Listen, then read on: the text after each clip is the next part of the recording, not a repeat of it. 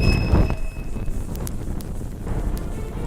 couple hundred years ago, the only thing you had to worry about was a hangover. You're telling me you're an investigator? More or less. Today, because of your curse thingy, you can't sleep with anyone. We're not a team. I'm your boss. Or else you might feel a moment of true happiness, You got a real addiction to the brooding part of life. lose your soul, Except for the bulk of it, where I was nearly tortured to death. become evil again, You're a demon hunter. Road demon hunt. and kill everyone.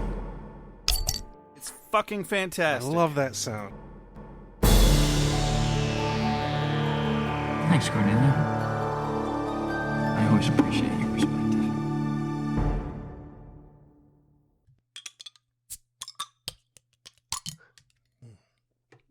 Oh yeah, all for Mo. Welcome to Beer with Buffy. I'm Josh. No, that's wrong. Welcome to Ale with Angel. I'm Josh. I'm Rex. And today on Ale with Angel, God, I didn't think we would ever get back to Angel. Yeah. A small part of me was hoping. No, that's not true. Today on Angel, Ale with Angel, we are reviewing Season 3, Episode 18, Double or Nothing. Fun fact, 3/18 is my birthday. That's very interesting. Thank you for sharing that. Just anytime I see the combination of 3/18, that's my birthday. Cool. You know, it's probably better than what I was going to say. I was just going to say, I'll double your nothing. What am I, a 90s housewife? I don't think that's more of like 90s teenager, isn't it? No, it's what moms say to their kids. Or, Oh, I get what get what you're saying. Yeah. can I have a cookie? Well, I'll cookie you. You know, that kind of shit. I think that's one way that we had different families. I specifically took that quote from Full House, but it resonated with me at the time. Ah. I was like, yeah, they say stupid stuff. Thanks, Joey. And then he turned into a creep. Anyway. Yeah. Or an asshole, anyway. I forget. Why not both? Anyway, don't forget to review us on iTunes, because we really like that. Yes. It's one of the best ways you can improve our reach to our new audiences and old audiences, or just new ones. Yeah, anytime you get a new review, you get kind of bumped up on the suggestions list. Yeah. And that matters. It jiggers the algorithm. That's what's Yes. important. Yes. And remember, if you do review us, we will not only happily read your review on the recording, but we will also send you a sticker if you send us a screenshot to our email, beerwithbuffy@gmail.com. That is correct. Well, as we have finally actually decided to delegate who does the Patreon readings at the beginning of every episode is whoever does the regular opening. Yeah, we finally created a system that we will probably forget in a month. So today that is me, and I am going to... Fuck-a-doodle-doo. You don't think I forgot how to say fuck-a-doodle-doo, do you? No. I'm going to get down on my knees and pray to the patron saints of Doodle-Doo. They are Krista Bear, Joshua. What are you doing, Joshua? Tinkadoodle-Doo, Pixie Dark, Elon, but not that Elon, thank God. Tracy Kid, Rub My Nipples and Say My Name, Sex Poodle. Don't mind if I do.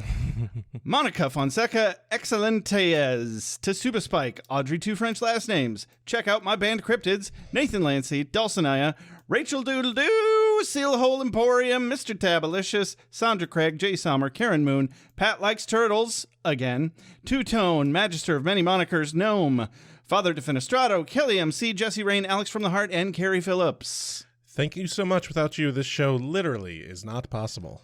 Literally. Yeah. Next on our list of fun things to do today, we promised you a trip to Mordor, and we're gonna. Yes. We gotta drop that ring in, otherwise shit's gonna go down. It's gonna go down anyway. I mean, but we shit's can actively going down all over the goddamn place. But we can go down on it with a cock ring this way. So that it stays up. Oh, that just reminded me of magic ring Ken. Do you know about that? No. In the 90s, Mattel wanted to make a new version of Ken, Barbie and Ken. And they wanted to make a cool version of Ken. So a bunch of these toy people went out to like clubs and shit. So they made him fully anatomically correct. No. They went out to clubs to like see what cool was at the time. Oh God. And this was 80s or 90s, I can't remember, but they specifically like saw some guys and like, oh, those guys are cool, and they modeled this new Ken after those guys, and they call he's known as Magic Ring Ken because he has a cock ring on a necklace. Oh no. Because that was apparently a thing in gay culture at the time. And the people who fucking saw this thought, oh, that's a cool, thing, and they modeled this Ken, and yeah, it just absolutely hilarious. And I thought, you know what, that's a fun thing to learn come Pride Month. Yeah, it is. The fucking 80s, man. Okay. Well, with that, we get to do a segment we haven't done in a long time, and that is Crystal River Sam's Messages. Yes. Specifically, they did 3 of them back to back and another one only a few days before that. So really 4 back to back. Yeah. And we're going to play it right now. Beep. Hey, Rex. Hey, Josh. It's the Madam of Many Monikers, or the Magister of Many Monikers. I changed my pronouns. They are they, them, so that's a thing. But I'm listening to the one where you guys are reviewing Gone and talking about Child Protective Services with Dawn. Basically, why CPS finally got involved with her. Notice it's right after the episode where she gets her arm broken from that car accident. Yeah, between that and the grades and the absences and stuff, that would be why they were involved. That injury, yeah, the school called that in. They have to. Later. Beep. Hey, Rex. Hey, Josh. I just got done with the Double Meat the Double Meat Palace episode. You guys named it Cheese something or other. I don't fucking I'm not sure where that one came from. I was just screaming along with my own fucking trauma. My ex-husband worked at Steak and Shake. I delivered a myriad of different fucking pizza places over the years. No, you can never get the grease smell out, ever. Cherry pie wig lady. She's not really the real big bad of this episode. No, not at all. It's definitely the food service industry. Yes, very much in agreement. We should have a basic income. Oh my God. You should definitely, everyone deserves to not starve and not freeze and not have to work for that. So I guess that's all I called for, was to say the camaraderie of the food service industry trauma. I'm right there fucking with you. And I worked in a small, like, mom and pop shop place too, where it wasn't, now granted I worked at Pizza Hut as well, and the amount of oil that goes into everything is fucking unreal. Beep. Okay, fuck, it's the second fucking voicemail. Look at this shit. I'm about to toddle my ass into Mordor again. I was talking about the amount of oil working at Pizza Hut, which is fucking astronomical. Oil goes on fucking everything you order there. Versus that at a mom and pop shop place was minimal, and it still didn't matter. Those jeans fucking stank, man. That smell never goes away. Okay, that was all I was trying to say. I'm so sorry this necessitated a second voicemail. My bad. Anyway, later, guys. Beep. Hey, Rex. Hey, Josh. Fuck me, it's the third fucking voicemail. So as far as social media to congregate on that is not Facebook, Discord, guys. Oh my God, we could make different boards and shit. You could have like a quote of the day board, and other boards. I don't know. You guys think of it. It's your podcast. Anyway, that was about it. Fuck, where's the end call button? There it is. All right, later. So, yeah, broken arm. Completely forgot about the broken arm. Mm-hmm. Yeah. CPS would show up after that. Yeah. That makes sense. It makes perfect sense. And also, this is kind of a perfect example of one of the struggles that we have had this entire time on this podcast, in that, like, we have chunks of time between our episodes, and then we have so much shit going on, and then the note-taking and everything, because pretty much for me, I know it's not is quite the same for you because you do the editing, but for me, once we've recorded it, it's gone. Oh, I'm not far behind you. Yeah. Like, pretty much once you're done with the edit, I'm sure you're like, nope, I have erased that experience. Exactly. Yeah. I'm glad that I get to experience it again after recording. Yeah. Without having to go out of my way to listen to the episode. I have to edit it. So, and like I have an added thing where I am fucking awful at remembering conversations after they've happened. Mm-hmm. So like I can remember the gist of maybe what we talked about last episode, barely. Yeah, just barely. Pretty sure we came down pretty hard on the writers for being like, there's no way Child Protective Services would have come out for that or whatever. Anyway, yeah, good point. Thank you. Also, yeah, food service sucks. Thank you for your solidarity. Yes, fuck that. Mm-hmm.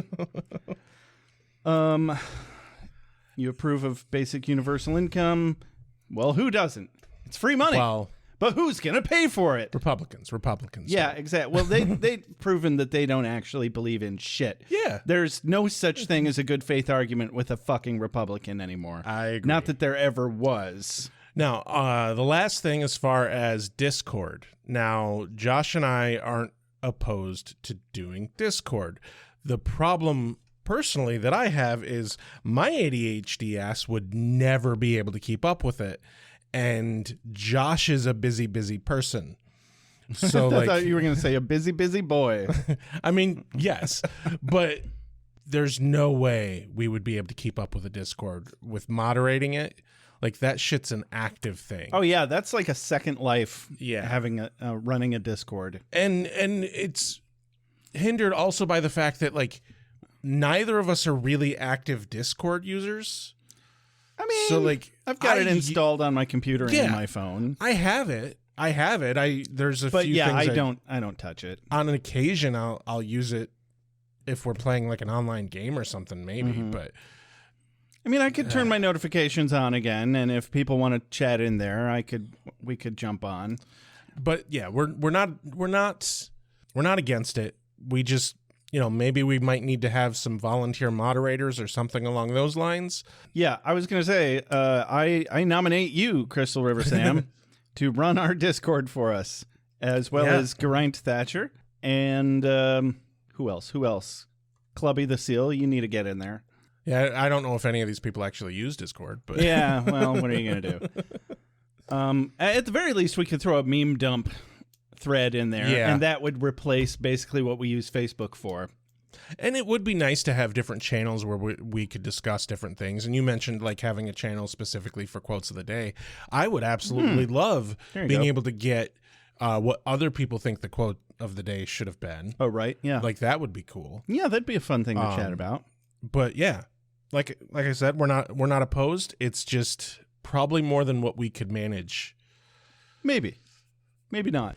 Anything that helps us get away from meta. I mean that's true. I think it's a good suggestion. I think it's probably the top running suggestion we have. Yeah.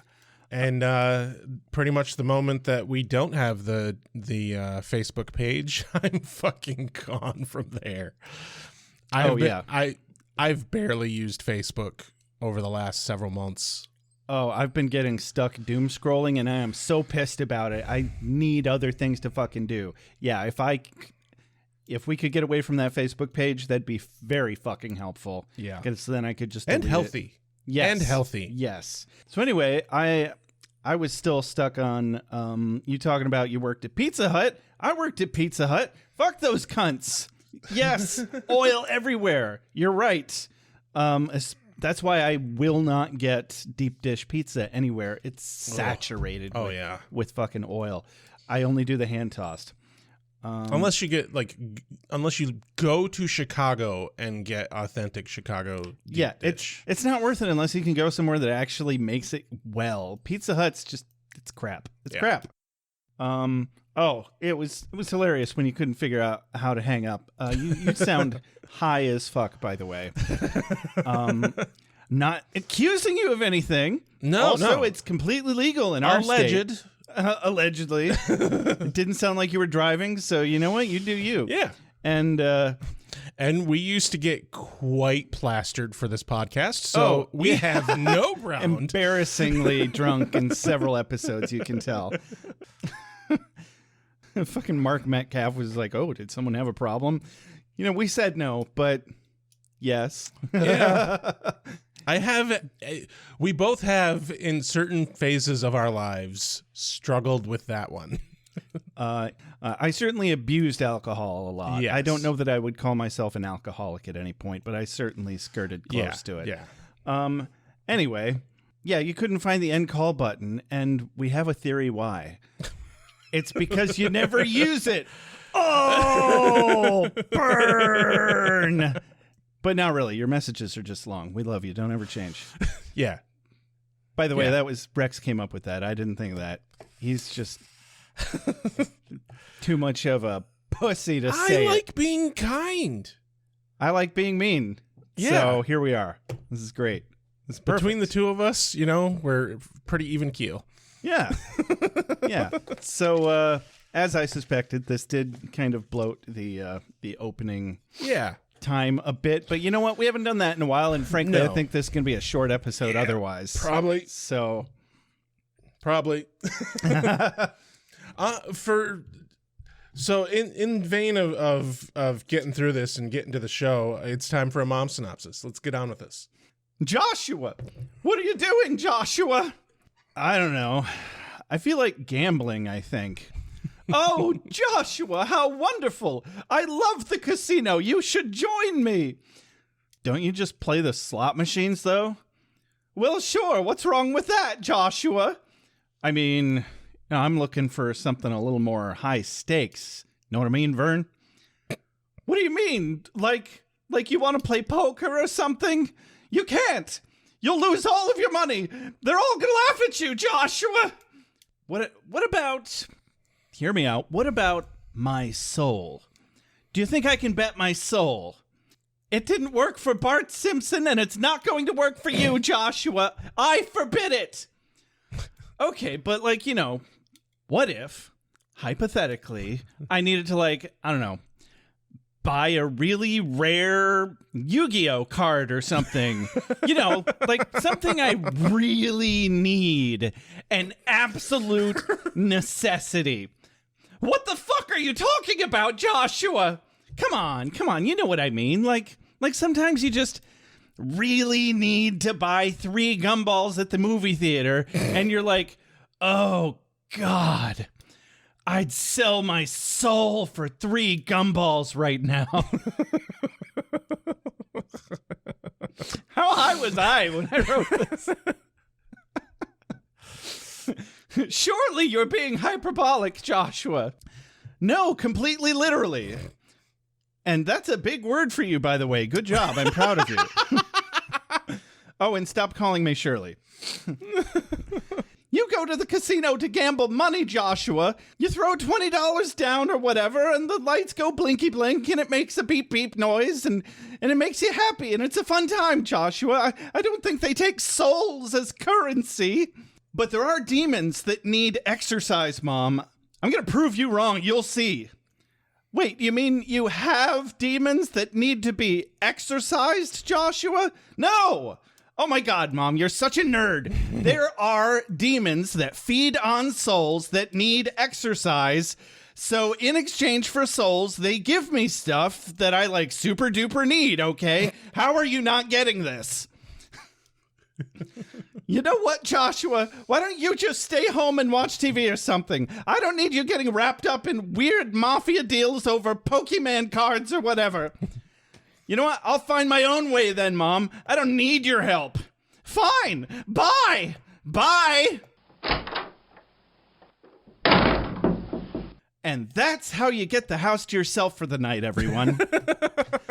Because today on Angel, the A-Team is reeling from the events of last episode, coping with Angel's rage at Wesley, and also feeling the brunt emotionally and logistically of not having Wesley around. Cordelia and Gruselog return from vacation. Cordelia spends the episode comforting Angel in his time of need. Gunn follows through on a contract Wesley started, but gets sidetracked by an old debtor that suddenly demands payment. He sold his soul to a demon 7 years ago because he didn't think he'd live that long. So he tries to take it like a man and enjoy the last 24 hours of his life, spending it with Fred. She realizes something's wrong, so he breaks up with her and tries to spare her the pain of the truth. You know, like you do. She sees right through his shit, and the A-Team bails his ass out just in the nick of time before he pays up. Gunn and Fred kiss and make up. Wesley is depressingly alone and gets released from the hospital. Angel finally starts to move on a little after some healthy grief processing for a change. The end. Yes. Ladies, gentlemen, spiny-headed looking creatures. Soon as the sun goes down, vampire. Soon as the sun goes down, vampire. Competition is a beautiful thing. Cold open. Yeah, we open on the hotel with Gunn and Fred sorting files. Apparently they're going through files and they did not understand Wesley's filing system. Oops. Which is either really saying something about Gunn and Fred or really saying something about Wesley. Yeah, one or the other. One of them's really bad at filing. Yes, yes. Not sure which. I would put money on it not being Wesley. Yeah, it seems, but it seems like Fred would be really good at that. Yeah. Are we being racist though? Assuming that Gunn would be bad. He's brawn. Yeah. He's obviously not there to do filing. Dude, there's no way Fred is good at filing. Fred has rampant ADHD. Oh, yeah, you're right. Like, there's zero question that Fred is hard ADHD. Yeah, no, that's where I'm being racist. She's, just because she's good at math doesn't mean she's organized. Good point. Good point. Matter of fact, I think if she's good at math, she specifically can't be organized. Yes, I'm being racist against math people. That's you keep using that word, and I don't think it means what you think it means. It doesn't. That's the joke. Probably not a great thing to joke about. So we're just gonna move on. Yeah. All right. Lauren steps into the frame, and they start discussing the situation about kind of giving us a pseudo recap of what's going on, which, you know, hey, helpful. We haven't been here in a bit. It actually took me a little bit to be like, what the fuck is going on? Yeah, there was no previously on for this episode, so I actually went back and just read my old notes and was like, oh, yeah, Holtz was a thing. Yeah. That's great. Yeah. Like, up until we see Wesley later in the fucking hospital, I had completely forgotten that he had gotten his throat Wesley cut. got his throat slit. Sajan... What did Sajan end up doing? Because Holtz fucked off into the portal with Connor. Sajan got made corporeal or some shit, didn't he? Yeah, he did. Is he still alive? They didn't kill him. I can't remember. Interesting. So yeah, Sajan did some stuff. There you go. There's our recap. We bad at this? No, it's just been months. Since we watched the last episode. It's fine. Yeah, and Lauren comes in. The three of them chat a little bit about how it's a tough time. They wish Angel would at least talk to them, and they speculate that he's not as angry as he was in the previous episode, and whether or not he might still kill Wesley if he sees him again. And then Cordy and Gruselog come back from vacation. Yay! I missed Cordy. Yeah, definitely. I wonder what she was up to. In real life. As far as I'm aware, she left the show because she was having a baby. Oh, okay. I think that's what season 4 is all about. She's. Well, I know she had. I'm pretty sure she had 2 kids through the run of the show. Oh, okay. Well, that makes sense because That's the whole thing. Is Joss Whedon fires her at the end of season 4, so they kill off her character, and they actually use her pregnancy as kind of a prop for the story. And before that, she's pregnant at least one time, and like they hide it. Mm-hmm. They basically cover it up with camera angles and shit. Right. And then she leaves the show for a little bit. So I'm pretty positive it was pregnancy. That makes sense. So, Cordy and Gru enter. She reads the room really well, really quickly, with her fancy new haircut. That must be her superpower. And she realizes immediately that some shit went down. So Cordelia runs up and finds Angel brooding very hard. He's over a broody boy. He's a broody boy. Hey, brood. Yeah? Anyone? No? Hey, boo. Yeah, Yeah. I got the reference. All right. Brooding at the empty crib, and she tries to console him even though he's inconsolable. Yeah. Which, you know, I think I would be too. Well, sure. Yeah. Suck it up, Angel. Yeah. So you lost your baby. It never should have existed anyway. What a pussy. Anyway. From there, we cut to a casino. Demon Casino. A demon casino. Oh, my. Run by Some motherfucker in Genoff. Genoff. Genoff. I never caught his name. Yeah, run by this demon named Genoff. Apparently, he eats souls. Mm-hmm. Through his fingers. Yes. We don't see that in this scene, though. He calls over his henchman, which I don't think that henchman ever gets a name. Yeah. But he calls him over. The British one. Yeah. Hands him a Angel Investigations business card and says that it's time to collect on a debt. And someone's marker is up.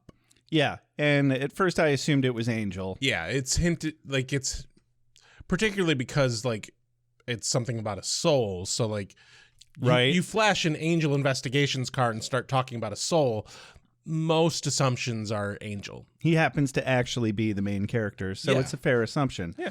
But, oh boy, they really threw us a curveball on this one. A red herring, as it were. Hey, brood. I'm going to harp on that the whole episode. Opening credits. Yeah, no, this guy, what was his name again? Genoff.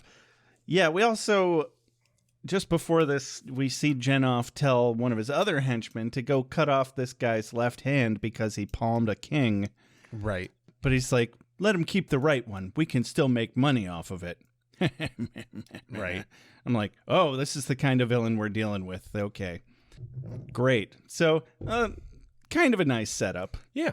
For what to expect from this guy. I think he's a pretty solid villain, honestly. He's all right. He's okay.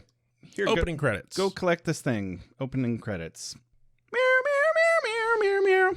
Welcome to Angel's old destroyed apartment or hotel room. Yeah. I like that at one point he's actually laying down on the bed that's been burned to a crisp. Yeah. Like, that doesn't look comfortable. Doesn't seem like a good idea, but fine, do it. Angel broods on his charred bed. Cordelia sits there and reads a book across from him for moral support. I do want to mention that, like, I really appreciate the fact that Cordy just sits there. Oh, yeah, she's great. Because there's a thing that happens when somebody's going through a tragedy that a lot of people think, oh, I need to, like, help and cheer up. You need to actively be talking and touching them. And if you're not doing something, but then those people end up just exacerbating the situation. Yeah. And, well, particularly with the tragedy, like, a lot of times people will be like, oh, I'm going to come and help. But really, they end up needing, on some level, to be comforted by the person who has experienced the tragedy. Yeah. And, like, number one thing you can do in those situations is just fucking sit there. Mm-hmm. Just sit there. Don't say anything. Just give them a comforting presence. That's it. Which in general, that's just something we should all have at all times anyway is community. Yeah. Just being around people. We're social animals. We need that. But also, like, you don't always have to be talking. Yeah, seriously. Like, there's a lot of times where my spouse and I literally are just existing near each other. And that's it. Like, we're doing separate things, but we're, around each other, and, like, we can say something periodically, but, like, we don't necessarily have to be fucking interacting 24/7. Yeah. Yeah. I mean, even the majority of the time that we hung out at the coffee shop, Oh, yeah. we would just sit there staring at our computers and pop up every now and again to say, hey, this thing. Yeah, exactly. And then go right back to work. Exactly. Anyway, so we're back down in the lobby. Grusalog and Lorne chat about some sadness and shit. Lorne tells Gru not to use the W word around the office because things are a little touchy. Yeah. Wesley. Oh! Yeah. That's the word. And then I think it's a little bit later when the old couple comes in. Basically, immediately, the joke is Lauren's like, oh, we're not going to use the W word around here. And then cut to Gunn and Fred sitting with a couple of clients who are just saying Wesley's name over and over again. Right. Yeah, I wasn't sure if they were supposed to have heard Gru say Wesley, and then they're like, oh, that's who it was. No, they're not. They didn't hear it. They were in a separate room, but okay. That's the joke. So it was later. Yeah, I got that. I just wasn't sure if they were in the same room or not. Okay. So yeah, there's this annoying stereotypical old couple, but they're demons. Yeah. See what they did there? Yeah. Oh God, I fucking hate it so much. Their problem is they have a squatter demon. I think it's called a Skench demon. Yeah. In their apartment. And so the old demons, yeah, I already said they're annoying as fuck. It was just, they had that boomer sense of humor where their only sense of humor is, I hate my wife. Ha ha ha ha. Isn't that funny? No, it's not funny. It's not cute. It's not clever. The only time it ever was The Princess Bride. I'm not a witch. I'm your wife. Yeah. And that was charming for some reason. Even a broken clock is right twice a day. Yeah. So it's definitely done. Let's move on from that seriously. humor. Yeah. Maybe it was funny. It's not anymore. I'm fucking done with it. Even at the time that this was happening, it was getting to the point where it's like, that's not nearly as funny. Yeah, this was at the tail end of people thinking that was good humor in any way.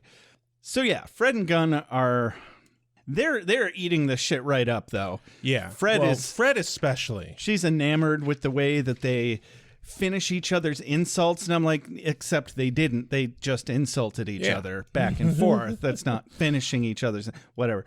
So Gunn's like, yeah, it's beautiful, but he's giving googly eyes at Fred. I don't think he's talking about the old couple.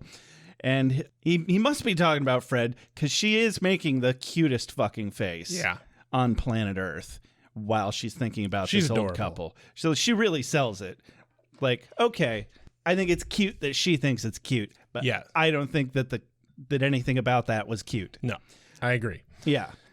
So Gunn is happy to take care of the Skench demon. Skench, I think Skench, it is. yeah. And it should be easy.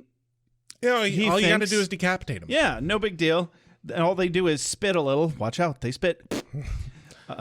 He turns down Grusalog's help, which was stupid. Right.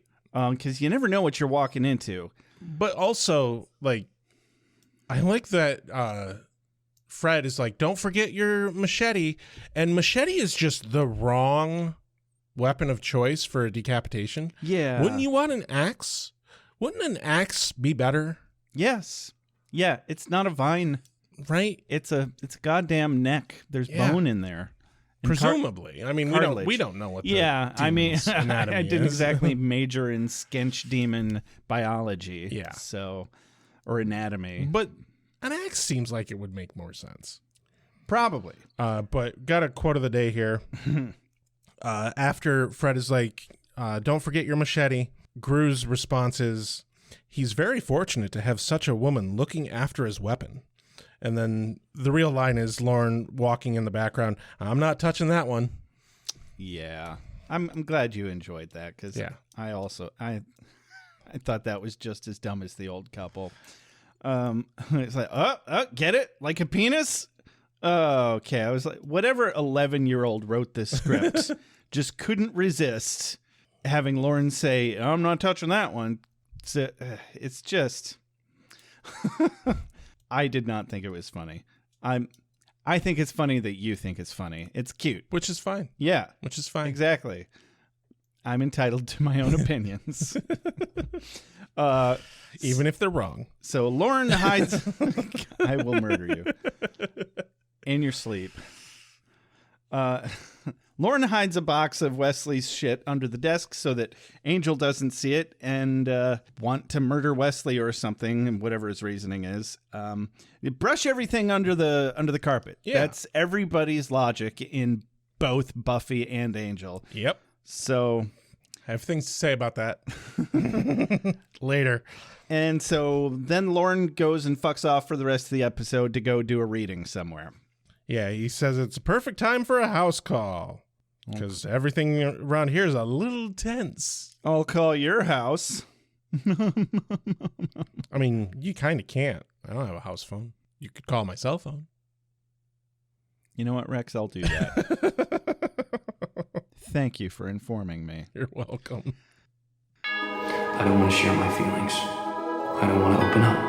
I want to find the guy that killed Tina, and I want to look him in the eye. Then what? Then I'm going to share my feelings.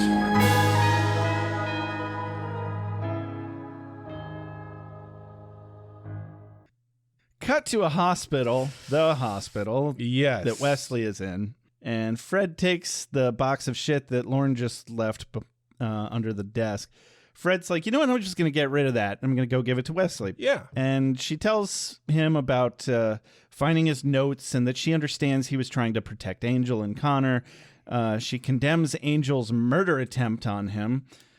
But there's a big stanky butt behind it. And she's like, but he was right to blame you. You should have come to us. You should have trusted us instead of going to Holt's behind our backs. And she clearly starts to get a bit upset. Yeah. She's like, you were supposed to be our friends.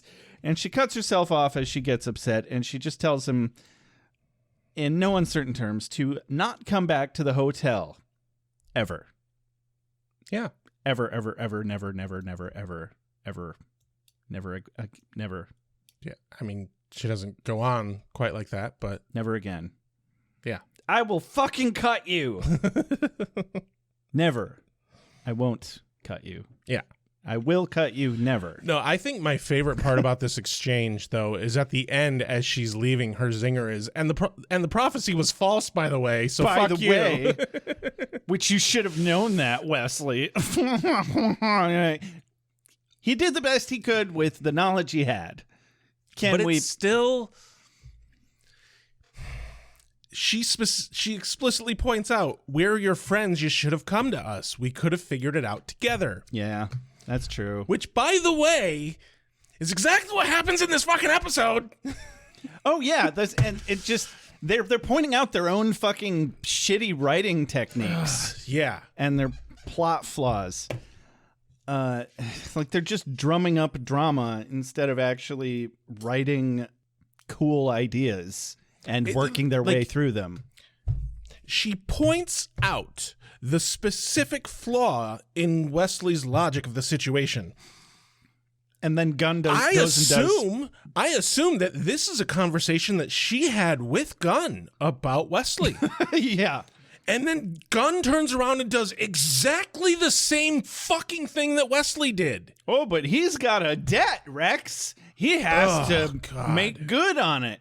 I have words about that. Which we will get there. And it's just so hard. Like, it's so painful when the fucking characters are pointing out the fucking flaw in the writing of the show. And besides that, Like- I'm just like, oh, you couldn't possibly welch on a debt to a demon. Right? Specifically an evil demon. Yeah. God. Anyway, again, we'll get there. We'll get there. So she's like, by the way, the prophecy was false. Angel was never going to hurt Connor, so it was all for nothing. Yeah, I'm like, way to drop that bomb on the poor bastard while he can't even talk and has recently nearly died twice. Well, you know what? I think he deserves that. I do. I think he deserves that. Well, you're a dick. Way to kick a man when he's down. I mean, he deserves some of the shit that he's getting, but I think he's getting a raw deal. The road to hell. I'm not saying that Wesley isn't redeemable. I'm just saying he needs to plainly see where his mistakes were. Yeah. No, and it's not that he was acting with the best intentions that was the problem. It was that he kept them out of the loop. Exactly. While doing what he thought was. So, yeah. He was deceitful about the whole thing. Mm-hmm. Road to hell is paved with good intentions. Yeah. The road to hell is paved with good intentions. There, I fucking said it. Okay. So we're back at the lobby. Yep, back at the lobby where the hench demon shows up, and they left Gru in charge of greeting people. Not the best of ideas. But he's so happy. Yeah. He's bubbly. But he's out of touch. That's fine. I guess given their clientele, it probably would work out fine. Who cares? I got no skin in the game. I enjoy it. Also, he looks so fucking weird with short hair. Yeah. What the hell is going on there? He must have an office job during the day or something. It's the puppy dog eyes. It's the contacts they gave him that makes his pupils like giant. It makes him look like he has these big puppy dog eyes. And it worked with his long hair, but with short hair, he looks fucking weird. I'm sure we said the exact same thing last episode, or whichever last episode he was in. That was probably half a year ago at this point. Like, actually, though. So... yeah, this ludicrously British demon soul collector pops into the lobby, and he assumes that Gru's nerdy ass is Angel, and apparently Grusalog does very little to deny this, or at least that's the impression I got at the time, but that turns out to be red herring. Well, yeah. So they cut to commercial is when the demon's like, so you must be Angel, and we don't see anything left of the conversation. Yeah, you must be Angel. I think that was a fake British accent. Like, I think it's based somewhat in reality, but it felt very Hollywood actor. I can do a British accent. Listen to me, I can do Cockney. That's how it felt to me. It was too much. Can some Brits weigh in on that for me? Do I have it?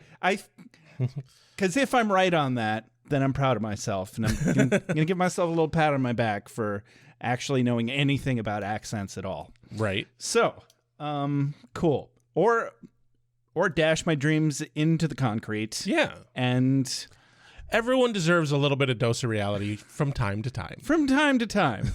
Yeah. Right to the face. Ow. Yeah, they cut away too quick for us to know how Grusalog replies to that. And now we're in the sewer. Yes, where we find that they have like a welcome mat, which is he finds the stone door with a welcome mat that says, Gerfong bless our home. Yeah, I'm guessing that's a demon god. Yeah, and he's like, oh, this must be the place. I'm like, okay, whatever. I'm not even going to fight it anymore. But yeah, he steps into the apartment, I guess. Yeah, I guess. It'd be an apartment. Sure, why not? Into the Ninja Turtles abode. It's the lair. Lair of sorts. The Foley, by the way, on the stone door sucked. Yes. It was very obvious that it was just a big piece of foam and or wood. Yeah. With some stock stone door, stone grinding on stone sound effects. But he steps into the apartment and there's blue phlegm on the walls. Blech. Phlegm. Mm-hmm. Mm-hmm. The demon pops up. The demon did not look anything like I would have expected. A squatter demon that like spits phlegm. It sounded like it was going to look more animalistic, like a devil dog or something. Yeah. Or something silly like a howler monkey that's just, instead of flinging poop, it's puking on everything. Right. I imagined like some like big fucking creature that you wouldn't be able to like pick up and move or something like that, you know, like a squatter. Sure. Like, okay. Yeah. The idea of like, Kind of- there's this giant like blob of a demon thing that spits phlegm. That and, makes sense. Like Yeah. that to me is like, oh, it's a squatter demon. So like, what? But it's fits? just this like body type wise, very normal looking dude. Yeah, he looks like a bouncer.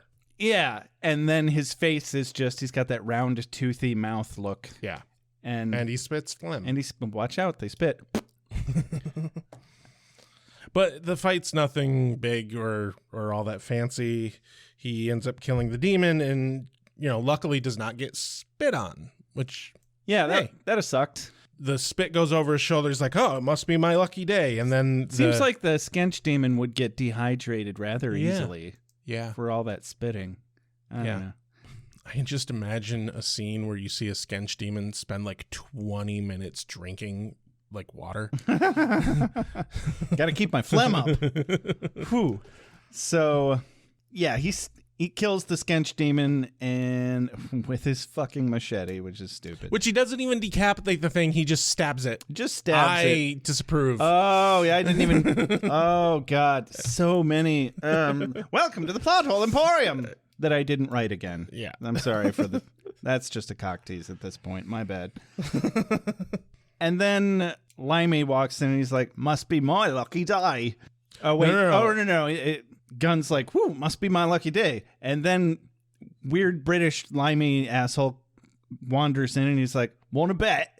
And so Gruselog must have sent him not knowing who he is. Yeah. I don't know how this went down, but he finds Gun really quick. See, now, if Gruselog had just come with right. Gun, this wouldn't have happened. Well, the guy would have found him eventually. Yeah. Whatever. We'll touch on that. Yeah. Anyway, dun dun dun. It's kind of that moment. And cut to 7 years ago when Gun was just a street urchin, but looked exactly Yes. the same and dressed slightly different.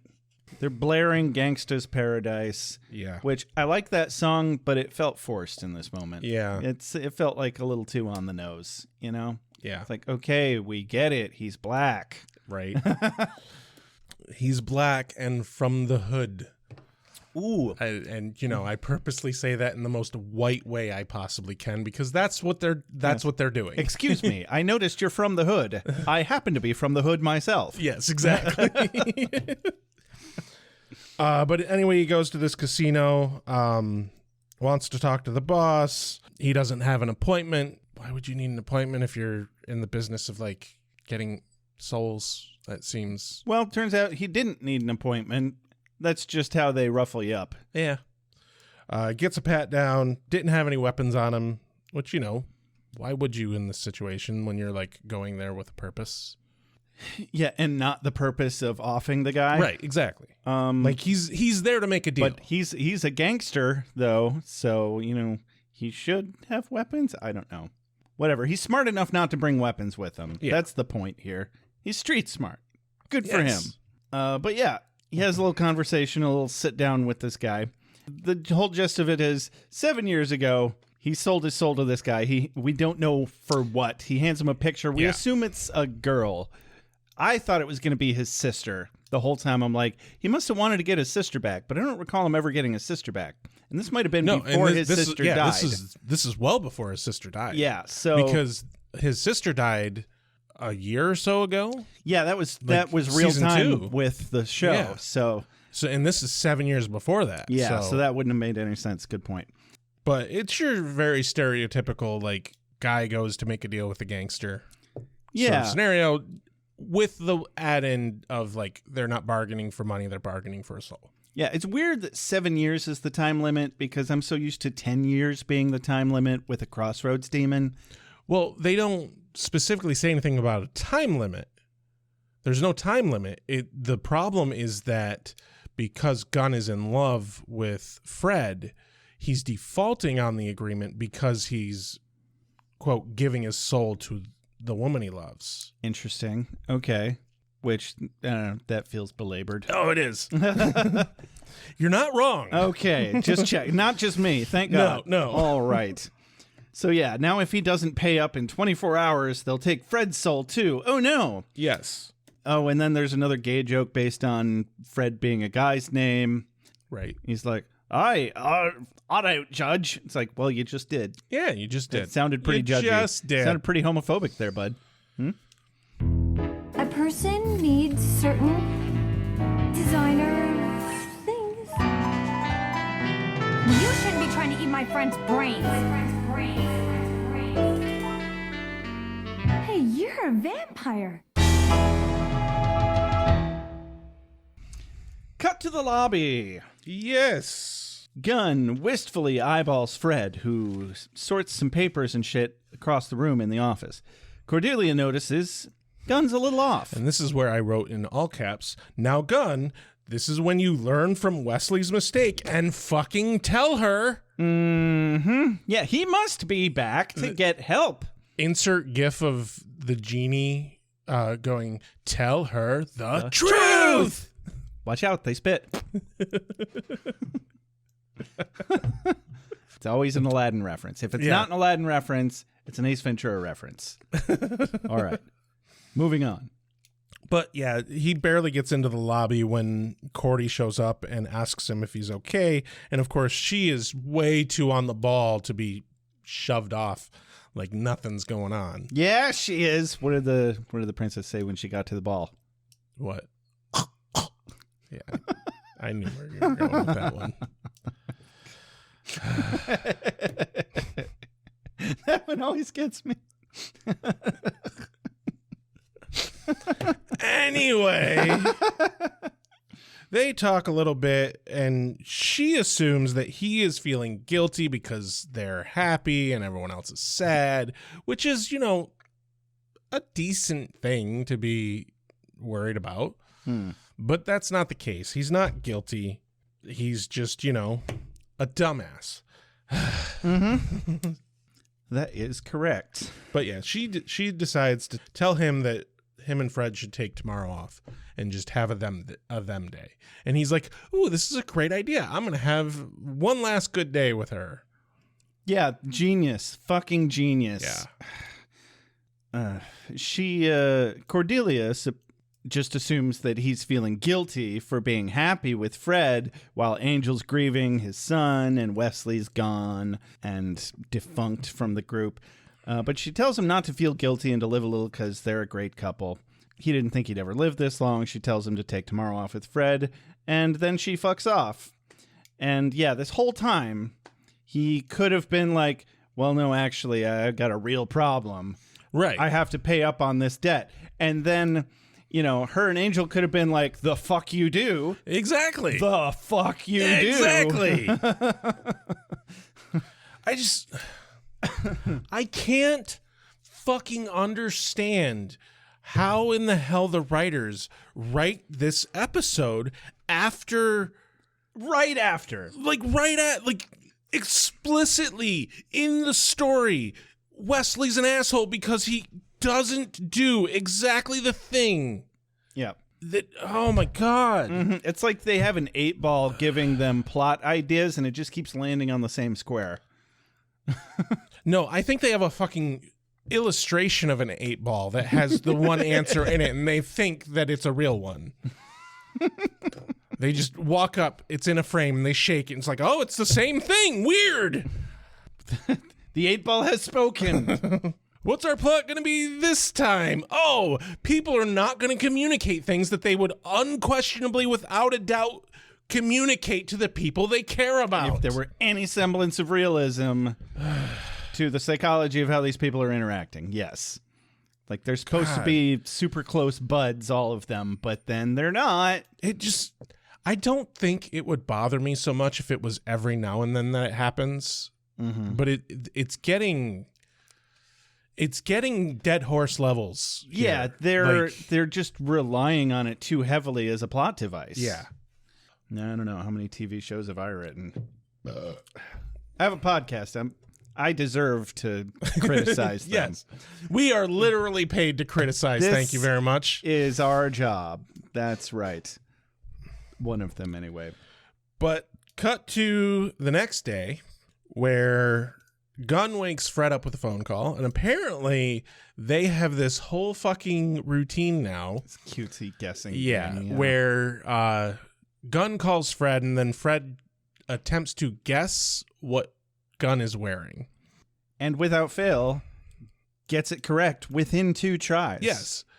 This does not, by the way, promote Fred's impressive guessing. It promotes Gunn's lack of style. Yeah. It's like either she's spent a lot of time going through his closet, Right. or he's only got 3 outfits. Right. Which, yeah. I mean, to be fair, I only have like 3 outfits, so it's fine.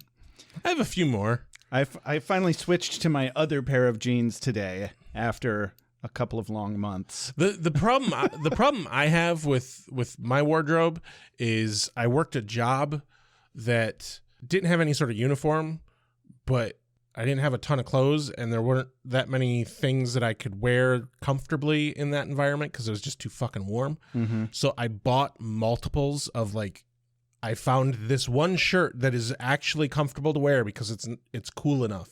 So I bought multiples of that shirt. Mm-hmm. And so now like half my closet is that outfit. Only half? I'm sorry, I think I missed the point of your story. I'm kidding, I get it. Okay. Good for you. Fuck you.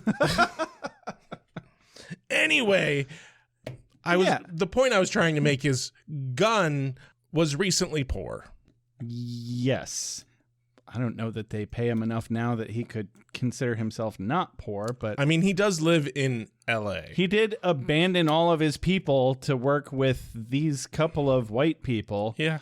So they must be paying him better than he was getting paid before. Well, he was homeless living in a factory before. And abandoned. Yeah, definitely. So anyway, this clothes guessing game is clearly something they do a lot. Yes. Which, for as much as we've torn the writing apart this episode, I think that was good character development. Yes. It's cute. Yeah. It's very cute. Gives us some insight into the relationship, and it's nice. It's real nice.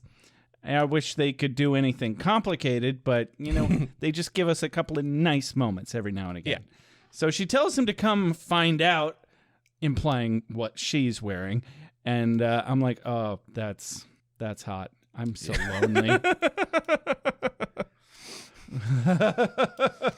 I haven't been touched in years. That's not entirely true. But turns out that Gunn is just outside the door, opens the door. He's got breakfast for her. Yeah, it's almost cartoonish. She's like, Yeah. well, why don't you come over and find out? Door opens.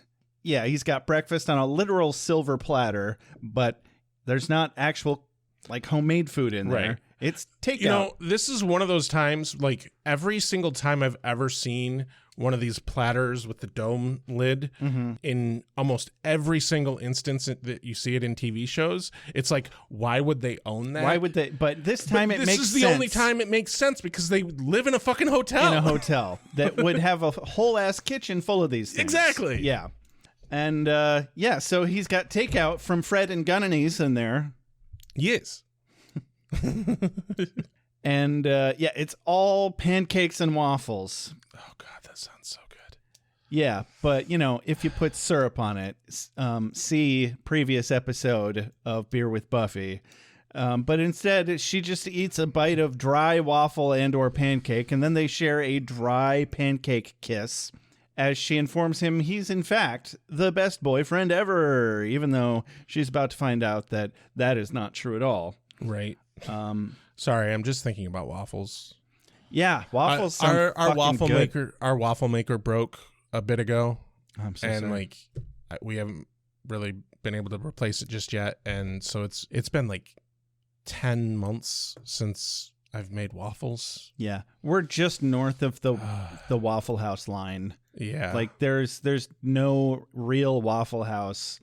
and there's a few places around town that you can get a decent waffle, but they're it's expensive. only ever a waffle. Yeah, they're expensive and they're too good. They're not Waffle House waffles. Right. Like a Waffle House waffle is like going and getting a Big Mac. And sometimes that's all I want I want a slum waffle. Okay? I don't need to go get a little taste of Belgium, all right, and spend $12 on it. I want a $2.50 flat ass, might as well be a pancake piece of shit waffle, okay? Do you mind? I disagree that Waffle House waffles are pieces of shit waffles. I'm sorry. I also disagree. They are fantastic. And every single time I've ever had them, it was fucking lovely. And I definitely wish we had a Waffle House around here. I hold myself in contempt. Good. Excellent. Finally, we agree on something. So, dry pancake kiss. He's a terrible boyfriend because they're about to experience their last day together. Yeah. Together ever before he loses his soul like a fucking git. His goal is to have that they're going to have the best day off possible. Like, the first thing I think of is just welch on that shit, bro. Right? I have zero pride about that. Right? Zero. Like, when it's a friend, sure, great. But you know what else I'm welching on right now? What's that? $65,000 of private loan debt. Right? Go fuck yourselves. Exactly. That was predatory loan debt. Yeah. Eat me. And you know what? That was not on paper, and I did not make a partial payment. So even this recording is not something admissible in court for them to continue to come after me. And I am well past the statute of limitations. Did you know that's a thing, everybody? Your private loan debt can only chase you they can chase you forever, but they are toothless. Fucking toothless. Public loan debt works differently, though. Yeah, subsidized loan debt can fuck you sideways, up, down, and diagonally until we get to the other side of the black hole that we're living in. Uh-huh. After that, we cut to a very short scene where Wesley's in the hospital and he's getting released. Yep. The doctor's like, do you have a friend or a family member who could pick you up? And Wesley's facial expression just doesn't change at all. Not even a bit. Nope. Like, I do, like, part of the problem here is that, A, he's asking a throat cut victim to fucking speak. Yeah. Like, what are his options? He can't speak. He sure as fuck can't nod or shake his head. Well, he did just inform him that he's pretty much in the clear on talking and that there was really no longer any risk to damaging his vocal cords. So they did throw that little tidbit in there. But nevertheless, they should have long ago given him a goddamn board to write on. Yeah. Instead of him just having to... Like, even when Fred came in, she was like, how are you doing? And he just makes this gesture like, you fucking know that I can't respond right now. Yeah. What are you doing? I mean, there is a certain level of, like, if somebody that used to be able to speak suddenly can't, like, that would throw you. Oh, I'd be fucking devastated. But more importantly, though, like, the doctor fucking knows. Like, if anybody knows, the doctor knows. And it actually can't answer you. It does scare the shit out of me because I actually have a very large node on my thyroid. And if I were to ever opt to have that removed, there's possibility of vocal cord damage. Yeah. So any throat surgery is a high possibility of vocal cord damage. Yeah, I believe it. So, yeah, not going to do that unless I absolutely have to. But it's non-cancerous, everyone. They did a biopsy. Yes. It's fine. It's just there. Cut to Angel's suite. A bit smoky. Charred, you might say. Yeah, you know, at least he can have a cigar in there if he wants. Yeah. And why doesn't he? Why doesn't he smoke all the time? He's going to live forever anyway. But then I guess, you know, he doesn't want to give secondhand smoke to everyone else. Yeah. Anyway, Angel... He would feel so guilty. And he'd be so good at it. Yeah. God. But he goes on talking about Connor, thinking that Connor would have been a lefty, specifically a southpaw, because his left-hand grip was stronger than his right. Yep. He's breaking my heart, but it's fine. He's hitting a new stage of grieving here. I'm not sure which one, but he's letting it out for a change, which is it's nice. It's nice. to see him actually In all process honesty, something. In all honesty, he's handling this a lot better than he from a few seasons ago would. You know? Like, he really is handling it well. Yeah, this is actually kind of the Angel version of, oh, my son died? Well, you know, you win some, you lose some. Right? It's fine. It's fine. But I mean, like, nobody's begrudging him that he's sitting alone in the fucking suite not doing anything because, like, for fuck's sake. They're afraid he might stuff a pillow over their face until they suffocate. Yeah. He goes on talking about how with such a long life, you'd think you'd know something about living, but really, like, that's not living. Yeah. Being alive for a long time is not the same thing as living a life. Correct. That is true. That is true. You're not real. Or I'm not real. Somebody here isn't real, and I suspect it's you. So if you're not real, then that means that my head came off back there and that I'm dead now. Dead. So we cut to a restaurant. They're sitting outside Yes. in like a courtyard. Gunn tries... The kind of restaurant that would not really exist here in Michigan. Yeah, no, this is a uniquely California thing, I think. I mean, sure, there's plenty of restaurants where you can sit out on a patio. There's some restaurants with outside seating, but this is like, looks like it's mostly an outside restaurant. Yeah. And yeah, Gunn's trying to pack way too much food and movies and activities into one day. And Fred maybe sort of kind of realizes that something's wrong. And she really puts her foot down on him. She's like, I need you to fucking be straight with me. But, you know, rather than do that, he tries to pull a fucking Lassie Maneuver on her and fakes a breakup in an attempt to make it easier for her, which is extra shitty. You misogynist cunt. Yeah. This is possibly the instead lowest. Of being honest, this is possibly Gunn's lowest moment. Oh God, yeah. Like I can't fucking fathom this. Like I could not say these things to someone I care that much about. Yeah. So like, but let's play it out though. Let's say he does die in a few hours because the soul-sucking demon takes his soul, and he's just a husk now because he's dead. Right. I guess is how that works. And now, not only is she sad because he's dead, but she's sad because the last thing he said to her was, "You're a stick figure." Right. And my new girlfriend has a better body than you. God damn. What the fuck were you thinking? Well, obviously not thinking, but 11-year-old writer who wrote this episode. Yeah. Oh my Not God. Gunn. Gunn's better than this. yeah. But It whoever just- the fuck wrote this episode. Oh my God. I can't remember who the writer was that was credited for it, but he's only credited for 2 episodes. And this was one. This is the second one.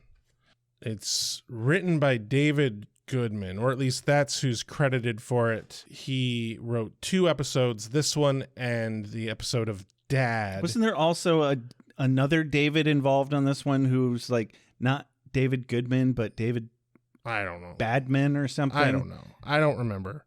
But hang on, now I need to pull that up. he wrote the episode of when Angel discovers how hard it is to be a new dad. Grossman. That's right. David Goodman, and it was written by David Goodman and directed by David Grossman, which is just funny because Grossman is kind of the opposite of Goodman, but it's Right. 2 different dudes. That's all. Sorry, what were you saying? The other episode that David Goodman is credited for is Dad, which is the episode when Angel's learning how to be a new dad when all the fucking world of demons is trying to like eat his baby. Oh, I feel like that was a good episode. Yeah, that was. I don't recall super well, but okay, so he got a second chance and he fucked it up. Good to know.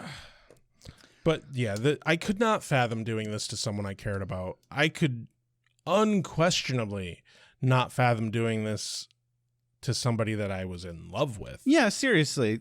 And like, she's a big girl who can handle her own feelings, Right. and the truth, and she's also a genius who might be able to help you. Yeah. Like, for fuck's sake, you guys all work for a company that literally solves this problem for people. Like, this is your job description. Yeah. Like, why's he got so much fucking fealty towards paying this fucking debt off? Remember just like a season or so ago where he had to go through this whole ass character arc where he could finally accept that there are not evil demons? Right. And this long predates that. Yeah. His deal with this demon. Why would he in any way feel obligated to repay that? No, he seriously. wouldn't. This is shit-tastic writing. I mean, not only is it bad writing in how Gunn hard air quotes resolves this situation, but it's also honestly bad writing because I do not, for the fucking life of me, see the Gunn character that we first were introduced to doing that. Yeah. I don't believe it for a second that he would have gone to a demon and sold his soul for anything. For anything, let alone something as frivolous as a truck. Right. Like you said, there was the whole arc of like him having to come to terms with there are good demons. Like, he would have never trusted a demon back then. Not even a little bit. He'd have been like, oh my God, there's this nest of demons at this casino. Yeah. We have to burn it down. Yeah. And then he'd have burned it down. And the problem would have solved itself. And he could have picked any truck in the parking lot. Right. Or all of them. Yeah. Everyone gets a truck. The whole gang gets a truck. Exactly. God damn it. It's like they're already a gang. Who cares? Exactly. They're living illegally in an abandoned warehouse. Who fucking Why not have cares? some stolen vehicles? Christ on a cracker. No, but seriously, fuck Gunn at this. Like, yeah, this is terrible. It's so goes against the character, goes against everything that we've learned thus far about how they're supposed to operate, and goes against basic fucking psychology. Yeah. So cut back to Angel's room where Cordy's like, hey, you know, shit's gonna be real hard for a while, but you're gonna go on loving your son forever, see? And then they hear some sobbing noises from outside the door, and it's Fred. Yeah, the gist of what Cordy goes on about is you'll always miss him, you'll always have to be moving forward. Mm-hmm. Time exists, and there's nothing you can fucking do about it. Yeah. Good luck with that. Which, you know, it really sucks when you're grieving and you're like, I am grieving, but I don't get to just continue doing this. Hey, Angel, you know how you've been spending your entire life and your entire character arc feeling bad about things? How would you like this other gigantic thing to continue feeling bad about forever? You needed something new. You know, it's the gift for the man who has everything. But yeah, they hear sobbing outside. Cordy goes, opens the door, finds Fred standing there crying. And I did kind of like that. She's like, you know, I was really upset and I came here because I wanted to talk to you guys, but then I realized that it's not really the right time to talk to you guys, but I didn't know what to do. So I just kind of stood here. And like, I can see that going through her head, like walking up to the door, like getting ready to knock and like, no, they're upset. I shouldn't bother them. But what do I do? And then just breaking down crying. Yeah. That's on point. Yeah. Oh yeah. Like they wrote Fred's character well this episode. She reacted accordingly to everything that happened. Definitely. And so we cut to the lobby where there's obviously been some things explained off screen. And she's all like, Gunn broke up with me, so something's wrong. And they're like, you sure he doesn't just think you're an ugly stick person and he's cheating on you? She's like, no, he's protecting me. I know it. And, you know, she's right. I mean, she is. So, well, and her logic is that he would never say those things, except for the fact that he did say those things. Right. And that's actually pointed out to her. And there's this whole shtick. They go back and forth with that. And it's frankly kind of clever. Yeah. I didn't get any quotes of the day out of. Frankly, I don't have any quotes of the day for this whole episode. There's just not very many. Yeah, I don't know how I'm gonna pick one at the end of this, but actually, no, I do have one right. I do happen to have one right here, right now. Hey, Angel says, "Let me get this straight. You and Gunn are dating?" Yeah. Well, not anymore, I guess. That was pretty funny. Yeah, I do like the fact that like the whole time during this scene, there's this look on Angel's face. It's played as it like, oh, he doesn't realize what the fuck's going on with Gunn. No, it's just he's like, wait, you guys are dating? No, that was great. Can we start from the beginning? Yeah, exactly. Geez, Angel, maybe you should pay a little more attention. Yeah, it's People. like, God, how dare you grieve over the death of your child? Yeah, fucking twat. God. What a pussy. Okay, so I just want to make sure everybody knows that I'm saying that with irony. Yes, I'm not actually calling him a pussy. No. I never use that word unless I'm being ironic about it. Right. But, that's how it starts, I guess. Yeah. You never joke about a kink because eventually you'll just have it. Right? Exactly. You never use something that's in bad taste too much because, yeah. Yeah. Oh, well. I've had worse. Cut back to the casino where Gunn walks in like a dipshit to pay off his debt. Yes. We get a short, brief scene of Wesley getting home to an empty apartment, and then back to the hotel where they're running down the plan on how to find Gunn. Bless his fucking heart. Gru is like, yeah, that's a good plan, and then we can leave these little rectangular cards with people. As he shows this business card of the muscle who came from the casino, and they're just like, Gru. I just realized Grusalog is filling the Anya slot for this cast. Oh, yeah. Hardcore. Yeah. Which, I think that's a good slot to fill. Yeah. It's important. Absolutely.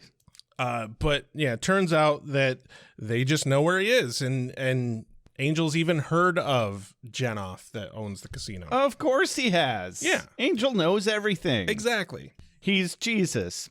But, in a good way. Right. I was hoping for some demon fighting tonight, but I wound up with a delivery job instead. If I come back here on the end of a spatula, I'm expecting some serious workman's comp.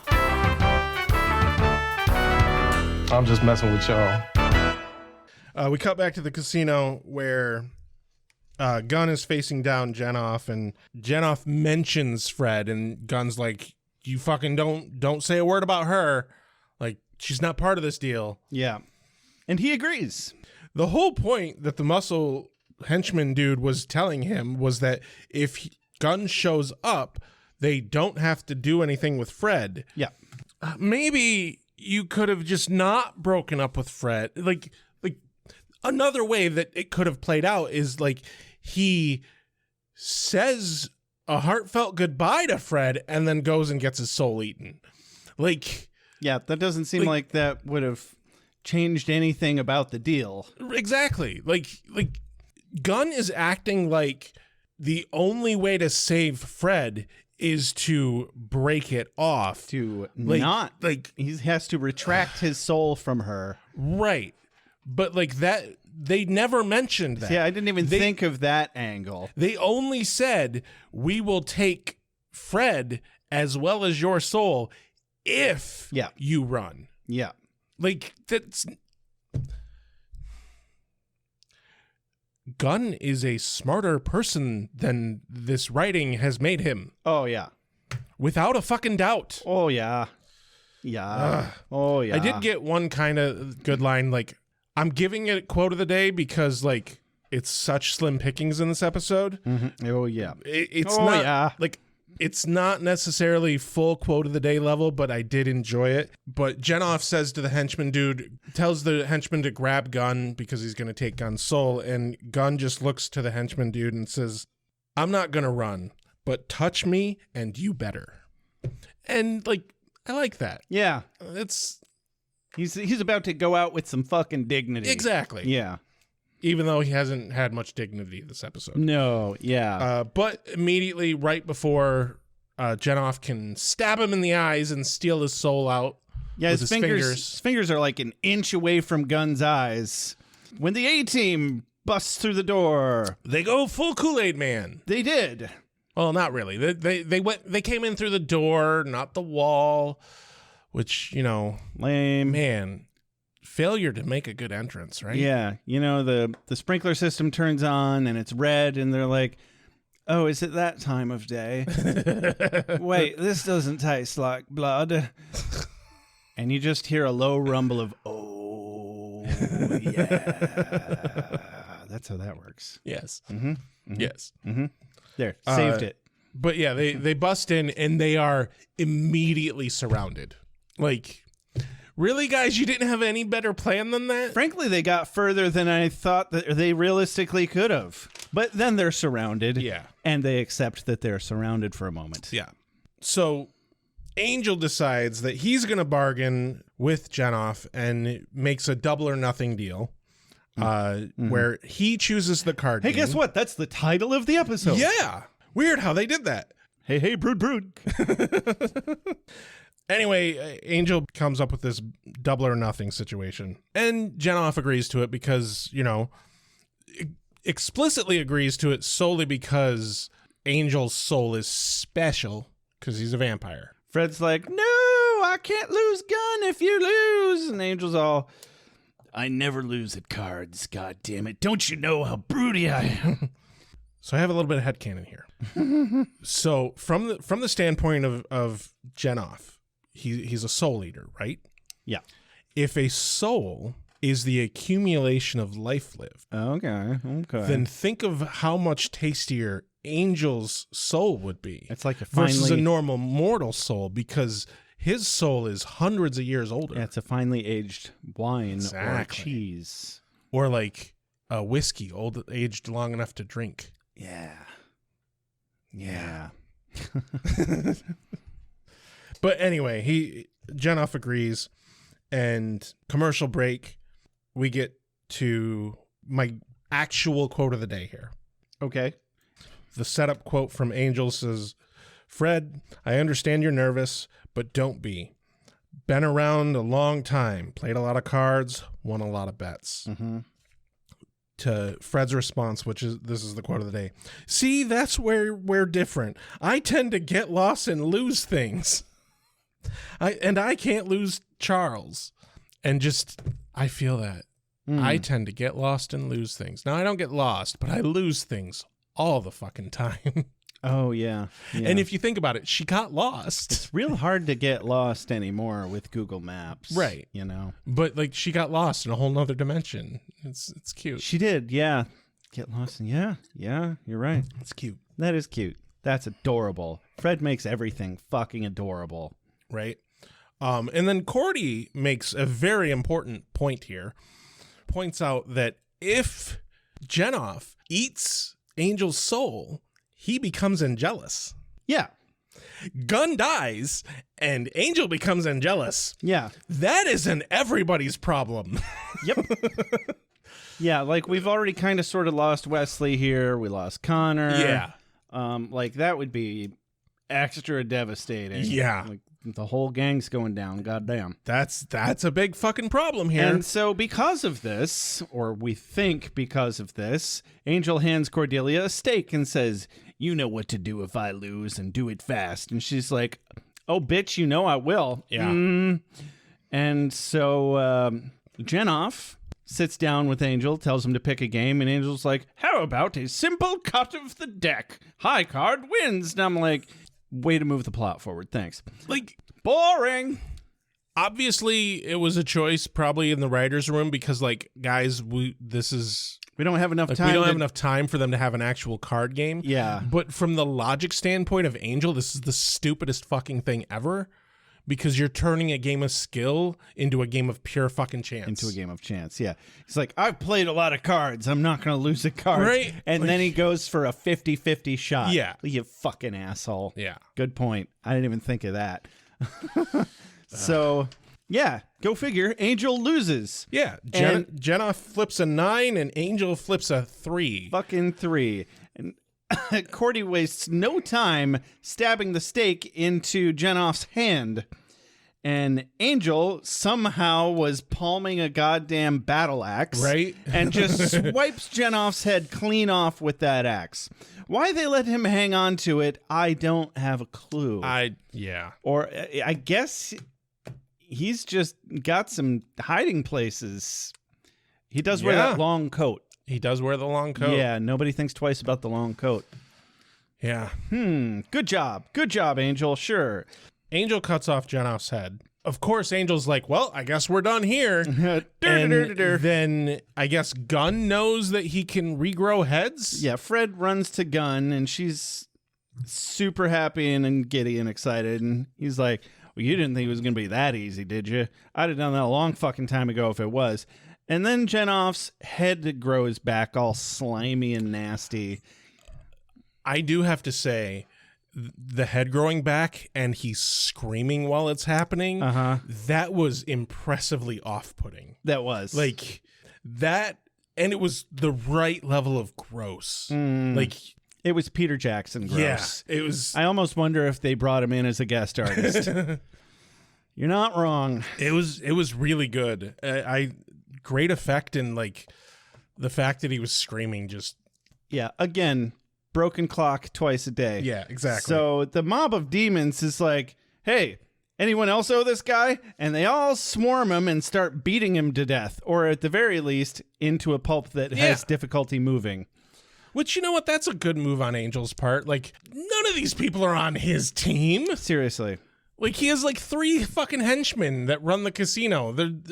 It's a fucking casino full of demons. Oh, was it Angel that yelled, anyone else owe this guy? Yeah. Perfect. So, yeah, that ties it all together. Love it. The only thing I think that could have really fixed this end sequence is if they had added in some sort of something between Angel and Cordy. A certain je ne sais quoi. No, like a nod or a comment or something to hint that this was the plan all along, not the fucking card game. Right, not that cheap fucking red herring of here's the stake, you know what to do. Right. Oh, he means kill him if he becomes angelus. Like, okay.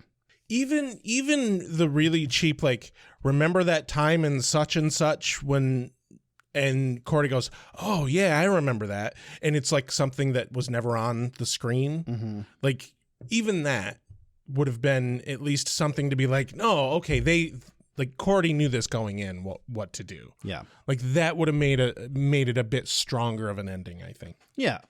But yeah. And that would have shown just how good these two are at working together. And it would have showcased, like, no, it's such a badass thing that Cordy is back. Right. Yeah, I'd have liked that. Good call. Good call. So we're done with this scene. We cut to the truck. I am very disappointed that the fucking scene here is them all making up and shit and not Fred ripping him a fucking new one because he did exactly the same thing that Wesley did and she's fucking mad at Wesley for. Fucking hell. Grr. Arg. Arg. You're not wrong. Yeah, no, he needed some consequences. I was so fucking angry about this. Like, she was just so happy that he wasn't breaking up with her, I guess. That'd be a huge relief. But I don't know. Like, I think if I were in a relationship with somebody and they fake broke up with me like that, I'd be like, to save me, I'd be like, well, I think we're done now. I think we need to revisit this relationship and make some hard decisions. Yeah, because right now. Because I couldn't fucking say that and break up with someone like that, even to like help them. No, like, fuck that. That's fucked. Oh my God! Like, if it were a different situation where that actually helps somehow, maybe. Well, like, maybe one of the important things that I have said in my relationships and even my current relationship is like, I want my partner to be happy. Yeah. Preferably, I would like them to be happy with me. But if it came into question and like they couldn't be happy with me, I would take the bullet and be like, okay, I guess we don't work, but I want you to be happy.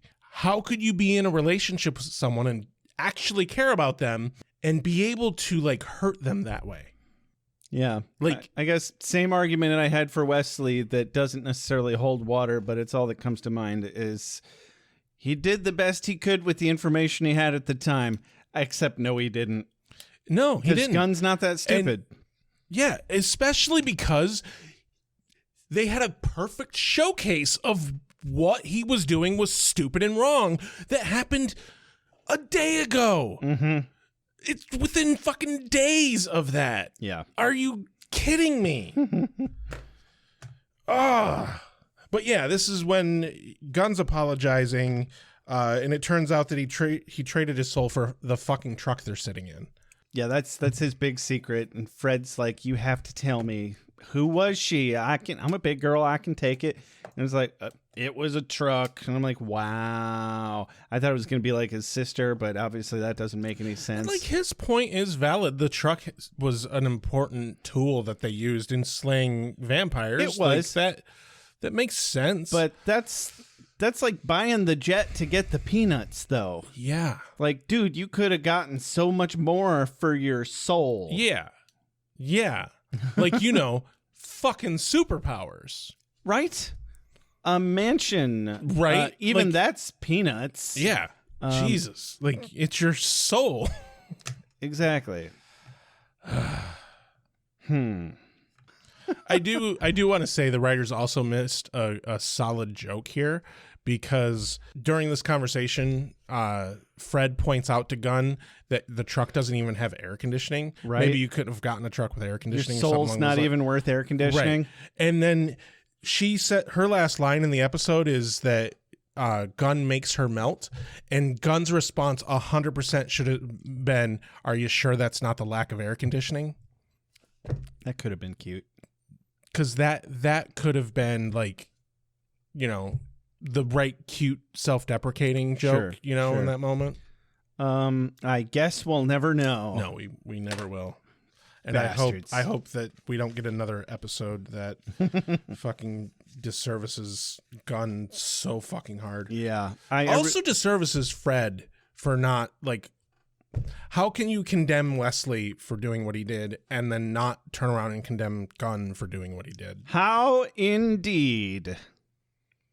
Don't have a good answer for that. I'll let you close it out. Yeah, so we cut over to Angel's room, where Cordelia watches as Angel starts to dismantle the crib. Cordy decides to leave him to it because her work here is done. Gerarg. Is this from me?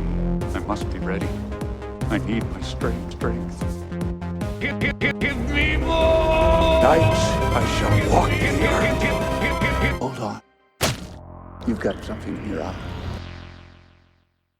It's good to see that he's moving forward. That's important. That's nice. Yeah, he's such a nice boy. I'm so fucking angry about this episode. No, and it wasn't even that entertaining of an episode. Like, yeah, tell me how you felt about this episode, Rex. I fucking hated it. It's a stupid premise. I hate any fucking plot that hinges on the, I can't tell people the thing that I would definitely tell them if I fucking cared about them an inkling a bit. Yeah. I think they could have done this Crossroads Demon style episode so much better. All they needed to do. So I don't think the premise is bad. I just think the execution is like in the negatives. Right. All they needed to do. This is one of those moments, you know how you've mentioned before that if they didn't have that moment, they wouldn't have a plot? Yeah. This is not that. Because they could have easily had the same fucking plot, but Gunn goes, this is the fucking problem that I'm in. And then they all work to solve it together. Exactly. And it's a little more complicated. Yeah, exactly. That would have been so much better. 1,000,000 times better. And they have like, to pull off a heist. Yeah. Cool. Or like, maybe, here you go. Here's the new plot. Gunn goes to the team and's like, hey, I did this stupid thing when I was a kid. I sold my soul. And then they have to fucking heist the contract. Because if Genoff doesn't have the contract, he doesn't have the right to Gunn's soul. Right. And then there you go. They fucking go and they heist the contract from a casino. How do you have a casino and not a heist? Seriously. Exactly. And that is a 10 times better fucking episode. Yeah. And it's also a hack plot. Exactly. But it's still 1,000 times better. Yeah. Jesus Christ. Woo. Yeah, I also was not impressed by this episode. I don't know if you could tell throughout the episode. Like, remember when I messaged you and I was like, oh, dude, I'm only halfway done with the episode. And then a half hour later, I'm like, I'm done with the episode. Which never happens. That literally has never happened. It normally takes me several more hours after the halfway point. Yeah, it takes you twice as long as it takes me to get through the episode because you have to you take much different notes than I do. Yeah.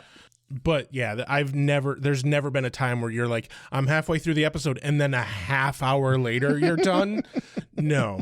Like, hell, I think if you messaged me an hour later, that would still feel a little fast. Right? Yeah, like, absolutely. Hour and a half to 2 hours, minimum halfway. What the fuck?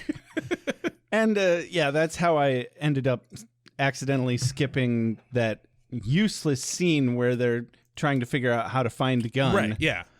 And it was only the least bit humorous because Gru is like, these little rectangles with phone information on them. Yeah. Like there's some, look at this invention. It's amazing. Ha ha ha. He's from a different dimension. Yeah. Isn't that cute? Oh, boy. Do you have a quote of the day? Are there quotes of the day? Yeah, literally the one quote of the day that I worked into the episode accidentally, where Angel says, "Let me get this straight. Yeah, you and Gunn are dating." That's it. Yeah, that's all I got. And then you know what? I'm gonna give my quote of the day to Gunn. I'm not gonna run, but touch me and you better. Just because. At least that's something within fucking character. Yeah. It's literally, I think, the only fucking line that he has that's really in character. Yeah. The fucking machismo line was the only thing this writer could achieve. And no, I will say this. The cutesiness between Gunn and Fred of this episode is enjoyable. Oh, yeah. That's well done-ish. Yeah, the what am I wearing? The what am I wearing scene was nice. Now, I wouldn't say the two actors have the best chemistry for it. I think a lot of that goes unquestionably to Fred, because she does that cutesy really fucking well. Yeah. So like, I think that's what makes it. But I enjoyed that, especially enjoyed that when like everything's doom and gloom around the fucking Angel investigations. That's nice to have that. Oh yeah, 100%.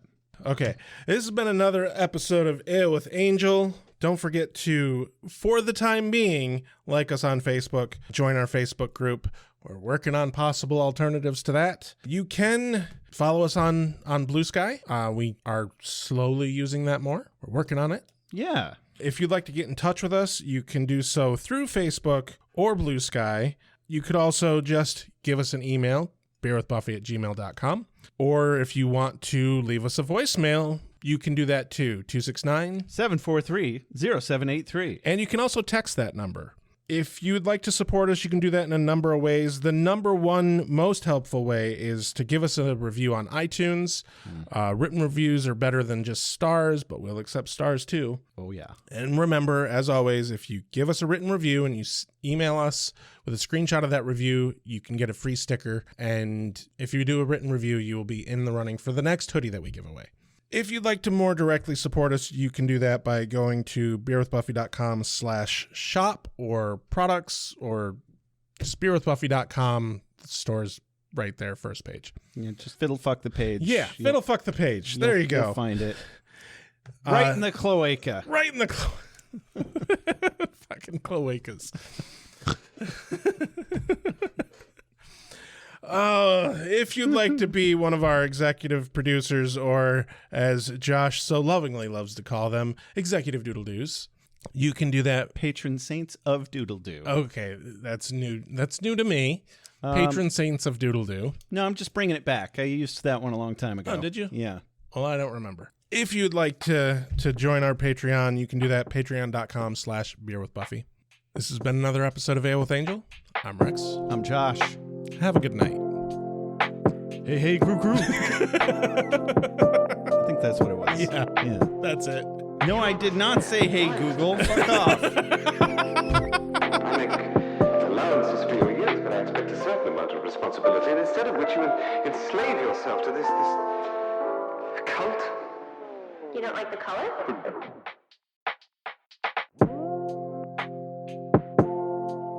You have a sacred birthright.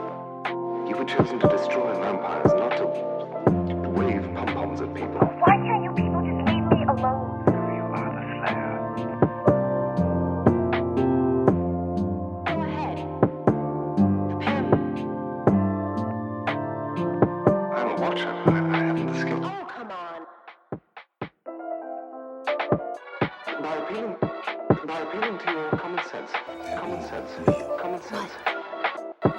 Werewolves, incubi, succubi, everything you've ever dreaded was under your bed, but told yourself couldn't be by the light of day. One girl in all the world. Common sense. One girl in all the world. It was a bit, British, wasn't it?